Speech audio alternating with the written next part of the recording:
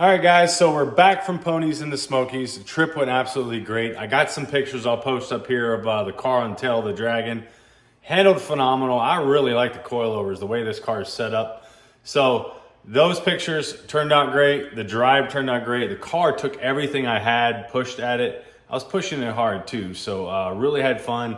Didn't have my dash cam set up or I'd get a video of that, but I had a really good time. We installed a bunch of the Mustang pull tab straps from DK's garage down there. Did about 100 straps. Thanks for everybody who purchased, by the way.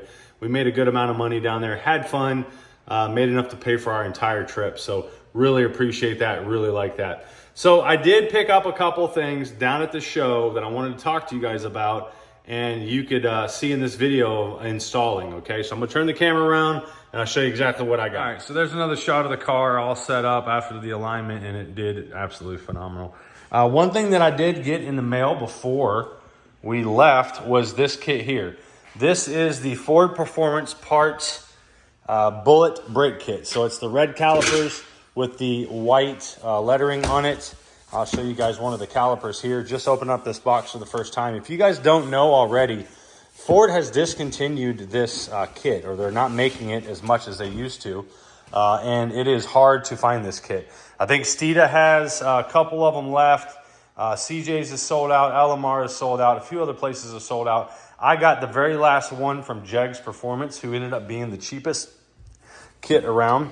But these are the bullet brake calipers, 6-piston calipers. And these are going to go right up here underneath the wheel or behind the wheels. It's going to look great with this color. It's going to really pop from behind those Belgian wheels. So with the red on the California Special. So I'll be getting these installed. You guys have seen an install video. I believe I did an install video of this with my other blue California Special that I had. So I won't be videoing the install, but I'll just show you. This is the kit that I got. Front and rear rotors. These are the stock performance package rotors though. My car is not a performance pack, so these are upgrades for me. If you don't know, those brakes, those calipers and the rotors, the pads, all that will mount onto an EcoBoost Mustang non-performance pack to turn it into what an EcoBoost performance pack car would have. So the GT stock brakes, rotors are the EcoBoost performance pack rotors and calipers. So you guys know that. So I'll be getting that put on here soon. Also, I got the Redline hood struts on sale when we were there. Talked to Fat House Performance and got these again. I had them on my Mach 1. Unfortunately, they went with the Mach 1 when I sold it. But I got these. The only thing that they have to ship me is the radiator cap to match. I got the oil cap, the dipstick, and the washer fluid cap. And then these here are from Steeda. These are the alignment pins for the IRS, and then also the bushings. Bushing inserts. So this is the other piece that I got, the VMP coolant tank. So this is going to go on in place of that big nasty bubble that we have underneath of the hood in the engine bay right there. So it's going to go in place of that.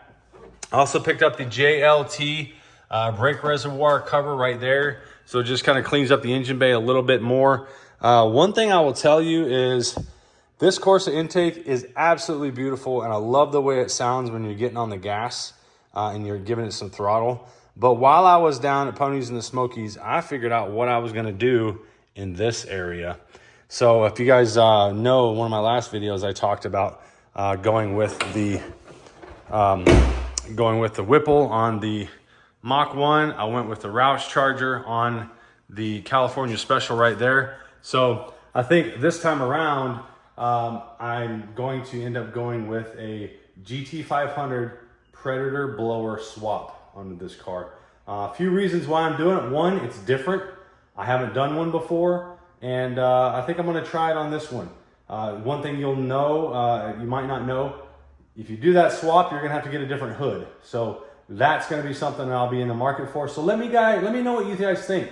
Should I go with the GT500 style hood like that was on the blue California Special here, or should I go with the Cobra R Cervini's hood for the front of this? And I'll post some pictures of those two together so you can see what you think. Let me know what you think. I'm not sure which way to go. I love both hoods, and I've actually had both hoods. I had the Cobra R on a 2012 Mustang GT that I had. So, but let me know what you think down below. Leave a comment. Let me know which hood you think I should go with. But yeah, so the Predator swap, pretty standard swap. Quite a bit of people have already done those.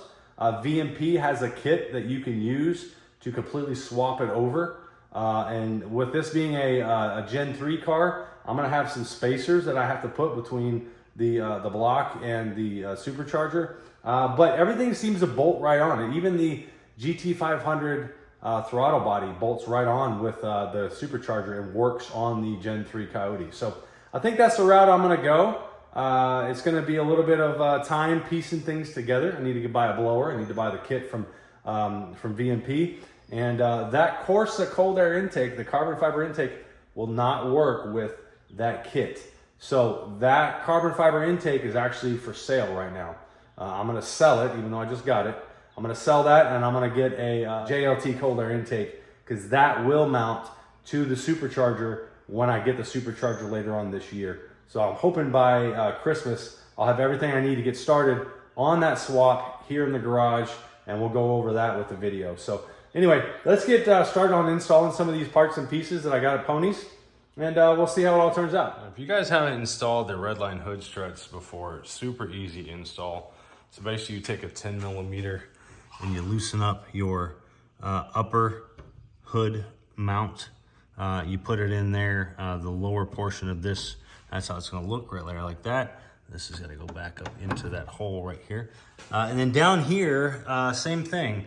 You just place that in the hole and tighten it down. So what those look like, this is the hole that you're gonna use right here.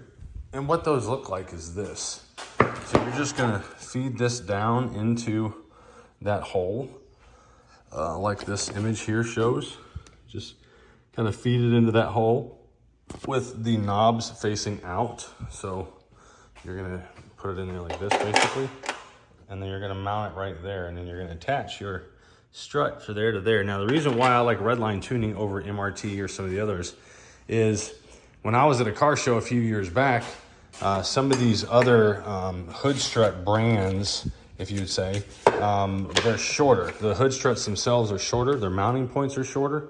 And what happens is, instead of them mounting like this, they mount lower. So they're like from here to here. And what was happening, that's like half the size. They're half as long as these, right? So what was happening was I saw a lot of hoods that were kind of floating and whatnot, and they were getting pushed back with the wind and the air because these hood struts were so small, they didn't have the brace that these do. So these are even shorter than the ones prior, but they're not as short as some of the others. So Ford Performance, MRT, some of the others are very, very short. So either way, they both all get rid of that garbage. So let's get this one put on. All right, there we are, no more prop rods. So the way that they have you do this also for the battery cover is this is gonna go sit right here, and they want you to cut out a hole right here for this to go through. But if you do that, you can't get your battery cover off. So what I like to do is mark it and slit like square out of here so you can continue to remove this. And then also, whenever you're done, take a 10mm and remove this, please. It looks so dumb when people have the lift struts and then they have this thing placed in there. So anyway, let's move on to the next one. All right, so one other thing I wanted to talk to you guys about, when you'll hear me say it throughout this entire video series probably, is I had these on one of my other vehicles, all right?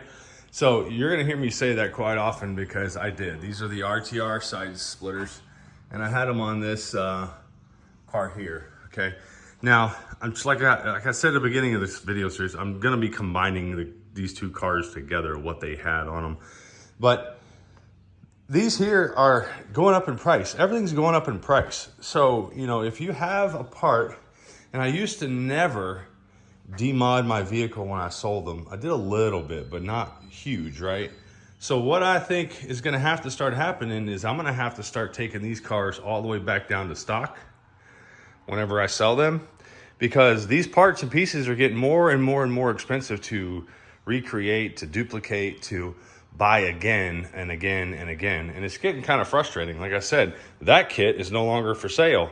These right here have gone up in price. These wheels have gone up in price. I mean, there's things you can't get. The PP2 front splitter, the Ford factory PP2 front splitter, which that's not, is like hard to get. I mean, you know, these things are gonna get more and more expensive. So highly recommend demodding your vehicles whenever you do trade them in or sell them as much as possible. But that being said, these RTR side splitters are gonna go on the car today. I'm still working on getting some time out on my busy schedule to get the brake kit installed, which I really want to get that done soon because it's going to look so sharp. But I'm going to get these put on here, and it's going to give it a little bit lower stance, a little bit wider stance look. But that's kind of what it looks like stock. You guys know what it looks like stock. If you don't know, go out in your garage and look at yours. All right. And just like in a lot of my other installs lately, I'm not going to be filming the entire thing. Here's the instructions here. You can pause the video if you want, take a look at them. There you go, and there you go. Super simple install. I've done them before. Definitely use adhesion promoter on this one. And then what you want to do is you want to peel off the tape a little bit off the side. So on the back and off the front, you're going to peel the tape off and hang it off the edge over here and leave the rest of the red on there because you're going to get the side splitter put up in place. And then as you have the pins and the screws and everything put up in place, then you're going to take this, you're going to peel this off all the way and press it up into place as you do it. So that's what we're going to do. All right, there we go. So I got them installed. You can see here. You can barely tell in the garage here, but outside you'll see it. But they look really sharp. Just kind of widen the car a little bit, make it look a little bit lower, a little bit extra. Works with the front PP2 lip spoiler phenomenally. One thing I will tell you though is I used the original longer push pins that came out. There's 8 of them. I put them back in the same exact place where RTR asks you to put these in instead. These little clips they have here. The reason why I did that is because when you put those in, you can let this hang down a little bit, line it up, and then pull that strip out to get them secured. And then what I did was, obviously they tell you to drill a few holes to put those in, but I drilled a hole every other one of these. So every other one has a hole drilled in every one of these squares. So one there, one here, going on and up throughout the car. And then that way I use their push pins for that to secure it, just extra security for those. Because when you get in and out, passengers get in and out, sometimes you will kind of kick them and you don't want to knock them off because 3M tape is just not enough to hold them. But sometimes people do put their foot there. You got to just step out, guys, okay? But you can see, looks really good. Not wavy at all. It just really turned out nice. So, love how the car's coming along. I'm going to get to the brakes next video, probably. I'm going to close this one up as it is right now. Just a lot going on, and wanted to get some videos out. So, yeah. So, I'll release this one, and we'll do the brakes on the next video. Maybe some extra stuff, too. Stay tuned, guys. Take care. Thank you. See you.